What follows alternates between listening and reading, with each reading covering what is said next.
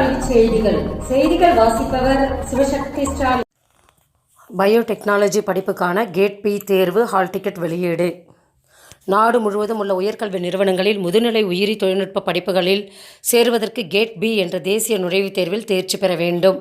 Biotechnology துறையில் இளநிலை ஆராய்ச்சி படிப்புக்கான மத்திய அரசின் உதவித்தொகை பெறுவதற்கு மாணவர்கள் பிஇடி என்ற தகுதி தேர்வில் தேர்ச்சி பெறுவது அவசியம். அதன்படி என்டிஏ நடப்பாண்டுக்கான கேட் பி மற்றும் பிஇடி தேர்வுகளை ஏப்ரல் 20 கணினி வழியில் நடத்தப்பட உள்ளது. மேலும் விவரங்களுக்கு என்டிஏ இணையதளத்தை பார்க்கலாம்.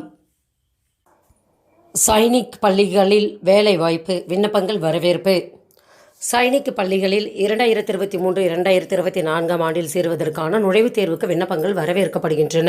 மேலும் விவரங்களுக்கு www.sainikschools.amarvati-nagar.com என்ற இணையதளத்தை பார்க்கலாம். ஜெர்மனி பல்கலைக்கழகங்களுடன் இணைந்து நீர் பாதுகாப்பு தொடர்பான சர்வதேச முதுநிலை படிப்பு அறிமுகம் செய்தது ஐஐடி. ஜெர்மனி பல்கலைக்கழகங்களுடன் இணைந்து நீர் பாதுகாப்பு தொடர்பான சர்வதேச முதுநிலை படிப்பை சென்னை ஐஐடி அறிமுகப்படுத்தியுள்ளன.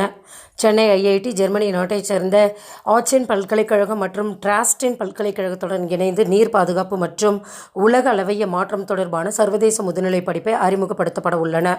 மாணவர்கள் ஐஐடியில் சேர்ந்தாலும் குறைந்தபட்சம் ஒரு செமஸ்டர் காலம் ஆச்சென் பல்கலைக்கழகத்திலும் டிராஸ்டன் பல்கலைக்கழகத்திலும் படிக்கலாம். ஆராய்ச்சி கட்டுரையை தங்கள் விருப்பம் போல் ஐஐடியிலேயோ அல்லது ஜெர்மன் பல்கலைக்கழகம் சமர்ப்பிக்கலாம். மேலும் விவரங்களுக்கு www.center.org என்ற இணையதளத்தை பார்க்கலாம்.